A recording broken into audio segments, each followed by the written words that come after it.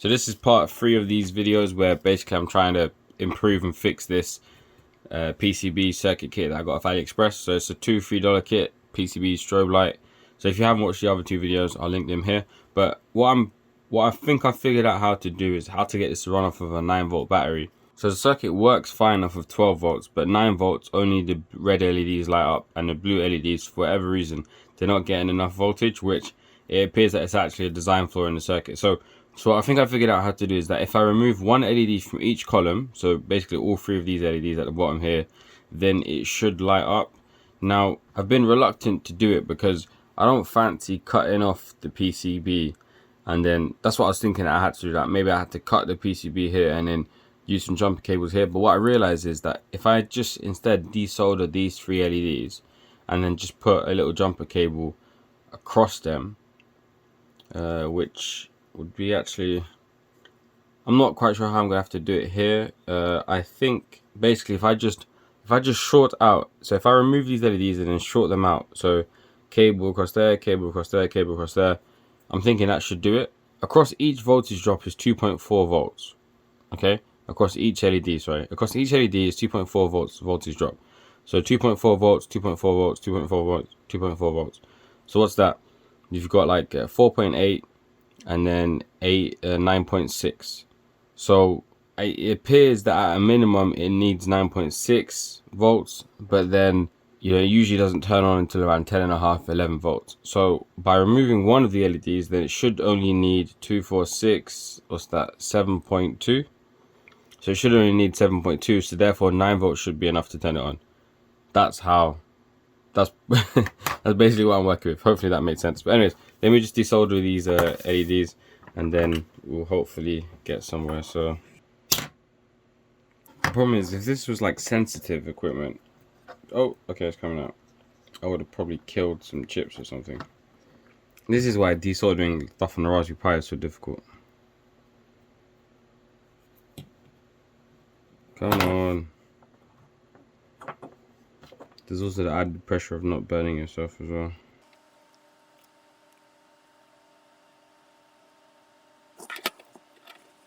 Here's the bad part now. It looks like I've actually burnt my PCB. Look at that.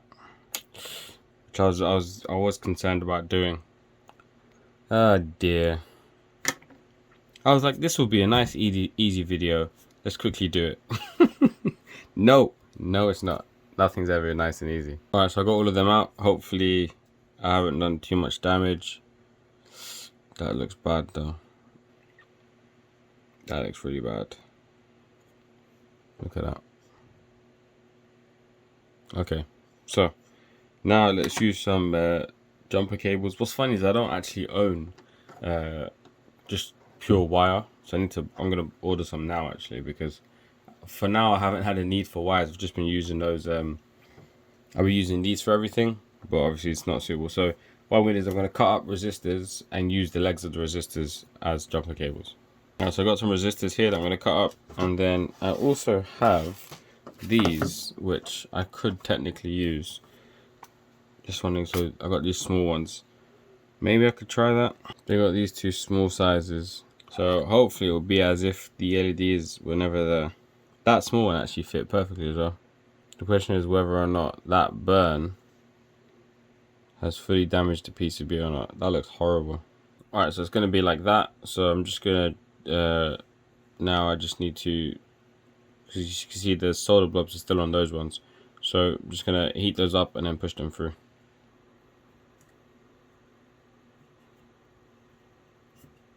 There we go. Whew. Alright, so the tweezers works. These are quite precise tweezers, so that makes it a bit easier, thankfully. Okay, so this one here, and now just need to add solder to it, and so that's fine. I hope this PCB isn't too damaged. Just gonna add a large amount of solder. Oh, actually, the solder's not even sticking. I think it's too damaged. Try out a bunch of flux.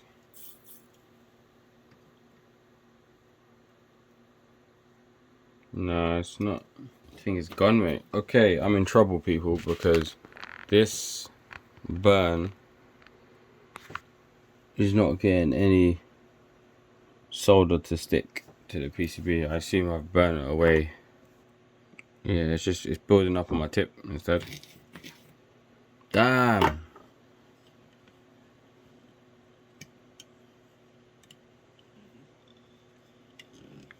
What do you do now? That is burnt to a crisp. Well, we could test it to see if it works like that, but I don't know how. I'm looking at this bit here. You see, that's the trace. And I need to get that trace connecting to this bit, but it's burnt, so I don't know, man. This is bad, isn't it? Gonna need to get a new PCB board. Alright, I'm gonna test it first, I think. Let's test it. Oh dear. Damn, man. Alright, so let's try it out on 12 volts first, right? See if the circuit still works. Dun dun dun dun. Oh.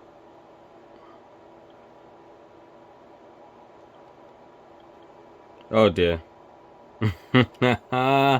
No. Just as I expected. This row here is dead because of my burnt trace. Ah, the pain. Whoa, it seems to be super bright, the blue LEDs do. So let's just confirm to see if we can get it working on 9 volts, and then I can cry for the fact that I burnt my Alright, we're on 9 volts now. Yeah. So it works on 9 volts. Now obviously, okay, so that's got nothing to do with the fact that this parallel part is out, because obviously the voltage across each parallel branch is the same. So it's the amount of LEDs in each branch that's causing the problem. And it was bang on that the 4 LEDs was too much for 9 volts. Actually, my power supply is 8.9 volts and they're still lighting up. You can see that the red LEDs are a bit dimmer because there's 4 of them instead of 3. I'm really sad that I burnt that trace, man. What can I do? I've got I got no option, people. That is just burnt. Look, you can see it from that far away. Brown. Ugh. The pain, man. What do I do, man? I would love to fix this. What do I do? Makes me sad. So what's funny is that I've been watching PCB repair videos. I don't even know why I watched them, but like Lewis Rossman, for example, I've been watching them for years, like at least 3 years. And, you know, this kind of fix is super basic. And I was just sitting here and I was thinking, what the hell have I done? And it just occurred to me, obviously, it's so easy to fix. Like, you know, okay, fine, yes, that's damaged. But all I have to do is just grab, I'm going to show you properly. I just got to grab, for example, any basic jumper wire, right? And just jump from that. There's my, 1 second. I've got fat fingers, so my fingers block what I'm trying to show you. If I just grab, you know, from here, I can just short from here straight to here and just avoid this damaged bit. And it doesn't matter because I'm shorting out the whole thing anyways, right? So it doesn't matter. So just from here to here and I'm done. So yeah, thankfully it's not a difficult job. The issue is now, obviously this is an LED here. And so I need to connect this to this without causing too much damage, and I obviously don't want to burn it, so I'm going to turn my soldering iron down as well. Yeah, I think I had it, I'm not even sure what degrees I had it on, but I think I had it on 300 or 350 degrees. So yeah, we're going to turn that down, turn that right the way down. Okay, so let me try. I'm not sure how I'm going to do it, but in theory that's what I got to do. From here, yeah, that should do it. Yeah, from here to here, basically short there to there, just bypassing this completely. Let's give it a go. Doing these jumper cables when you've got resistor leads. Alright, so the plan I'm thinking is heat up. Let's heat up these bits here. I don't know if it's going to be enough because my soldering iron is on, I think, either 150 degrees or 200 degrees. So heat this up. Is it going to go? And I'm going to push the LED down. Yeah, okay. Let's turn it up. I mean, I usually work on 300 degrees, but the fact that I've now burnt that, I really don't want to anymore. There we go. Right, so now my LED, because previously you can see here, the other LEDs, they're all kind of standing up, right? So that one's now flat down, and so that's giving me like more of a lead there to work with. Bring that down. Now looking at that, I need to basically use this resistor lead to go around there and around there. So I'm just going to cut this pin just to save me, give me some space to work with. I definitely don't have the tools I need to do this properly.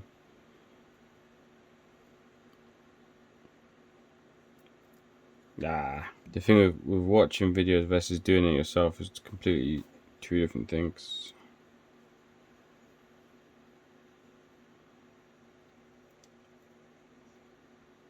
I'm stabbing myself. I'm constantly pricking myself. It's annoying. Okay, let's try use tweezers. Alright, cool. So, I'm not sure what I'm doing now. I mean, I wonder actually, should we try let's try be a bit crazy here. Do we just try power that on, see if that works? I feel like that might work just like that. It's not really sitting there properly, but let's give it a go. So we're on 9 volts. Let's turn up this. Way, it worked. Oh, it's working on 9 volts, people. Brilliant. Oh man. Okay, so that's funny that works. That super basic. Oh man, I'm well happy with that. All right, so let's just, I don't know, maybe add a bit of the solder to try and join them together a bit, weld it together a bit, and yeah. Look at that. Ah, that is just a thing of beauty. I wonder if that would be suitable. Maybe I would probably have to do the same here, remove these. I'm well happy with that. Just to show you guys, so it is working on 9 volts. Actually, let's get a battery. Let's try a battery. All right, moment of truth. If I hold it here like this, and there you go. My hands are in the way, but I'll show you like this. Look at that. Oh, my other thing's gone out again. All right, let's fix that solder joint. But yes, working on 9 volts. If this didn't work, then I would have ordered a boost converter and used that, but this is nice. Okay, so let's some solder and try and... Oh, it's wobbly.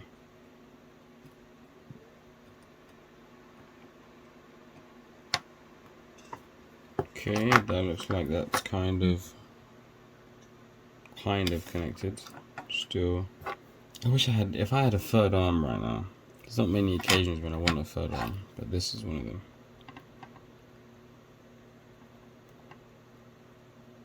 Boom! Perfect. Yes. It's the same again here. Let's see how this bit.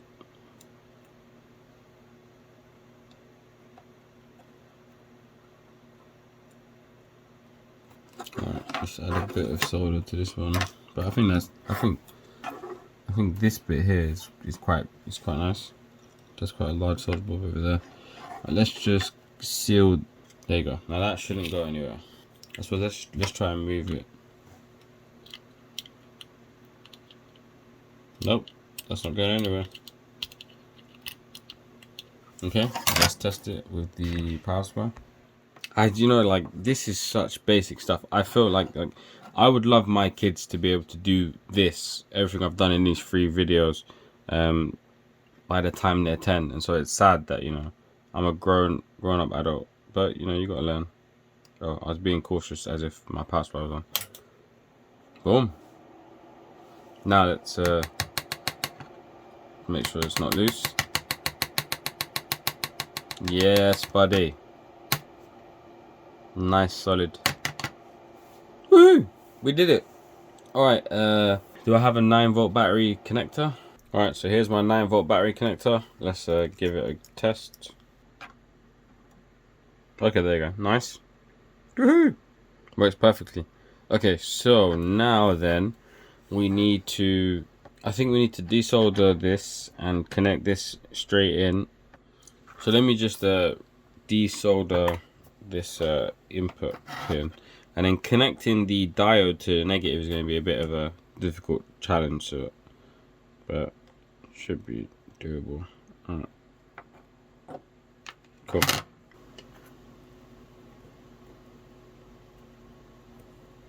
Okay, kind of an ugly blob, but bear with me. Okay, that's alright. So now the question is, it's I think quite difficult to like connecting this to this. I could just solder it like that, but I think what might be better is maybe if I trim off some of this and then use, I've got a shrink tube thing. Maybe do it like this. Let's give that a go. If it doesn't work, I can always just cut it because I've got so much length here. So, alright, let's try that. Alright, so I've got the PCB on one hand and then the cable, the ground cable on the other side. And then now it should be super easy to do.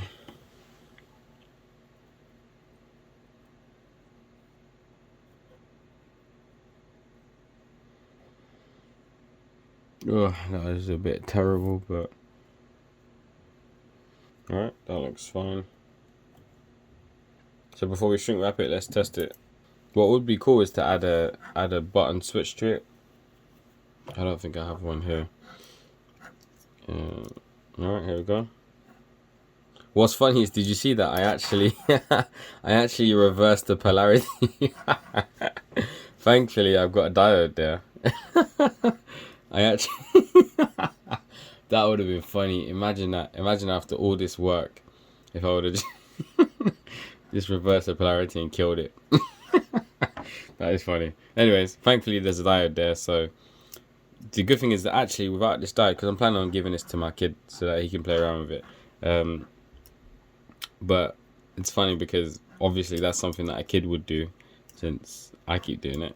But how cool is that? Like, you know, you can just reverse the polarity and no problem, you've got the diode there. So yeah, good, all good. And we've got a nice, beautiful, fully working 9-volt PCB strobe light. So I suppose then the next thing would be, you can see here that these are obviously, well, I don't know if it's obvious because I've got a lot of light in here, but these are a lot dimmer than these. So maybe the right thing to do would be to remove 3 of these from here as well. Do I want to do that? Do I want to risk burning it again? I don't know. Call me crazy, right? That just looks beautiful. Look at it. Love it. Alright, let's just heat gun over this to cover up this diode. What's actually interesting is I could probably cover the entire diode actually. Maybe if I use a larger shrink wrap, but let's try and see if I can. Yeah, I can. Look at that. Yeah, boom. We covered the whole diode. That's cool.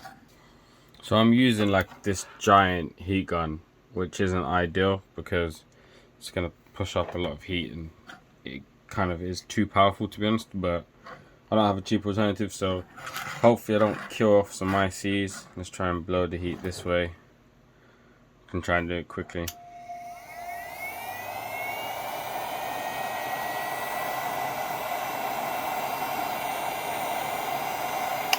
Alright. I think that will have to do. Anything more than that and I think I'm gonna kill something. That's hot. Ah, that's cool. I covered the diode. Love it. I love it. So I've learned an absolute bunch doing this, and you know, I really enjoyed it. And I must say, you know, I was really bummed out when that happened, and I burnt the PCB. But at the same time, I'm really happy that it happened because I learned, you know, doing that, you know, it was fantastic. So in the interest of learning, I'm gonna make an effort and desolder these pins and use some jumper cables, so at least they're balanced and they have a balanced glow. So I'm gonna give that a go. Let's see how it goes. Hopefully, I pray, no burnt PCB slots. So yeah, let's hope. What's funny is that maybe I could leave. I could maybe have left the LEDs in and just shorted them out. I don't know if that would have any implications. So I did this last time to get them out, where I basically wiggled them free after I had. There you go. As you can see, like that's come out of it. That's come out of it.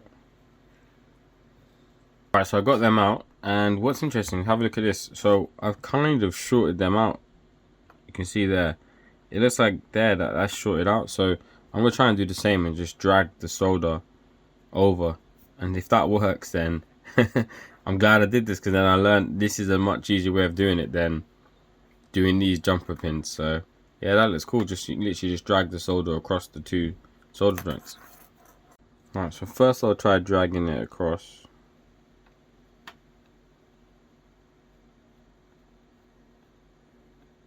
That doesn't seem to be working there. Let's try here. Okay, so it's not really working on those. That's fine. Let's just add some more solder then.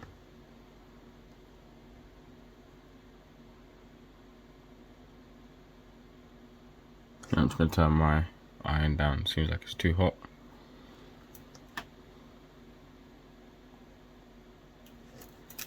Alright, so I've got a blob of solder on my iron. So let's see if I can we join them? Come on. That's kind of done it.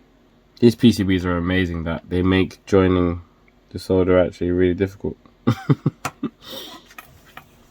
Come on, man.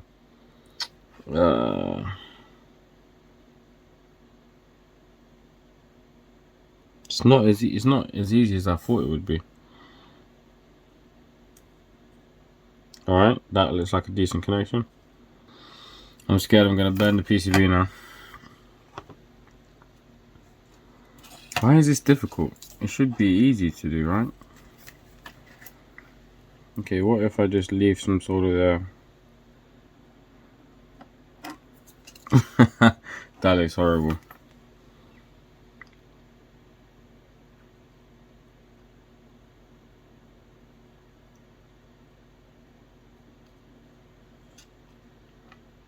Alright, I don't know if this is going to be good, because this is probably going to be some cold solder joints. Alright, that's a bit better. This one doesn't really have enough. Alright, let's just test it anyways, because that doesn't look great at all, but it's a lot easier than using jumper cables, so.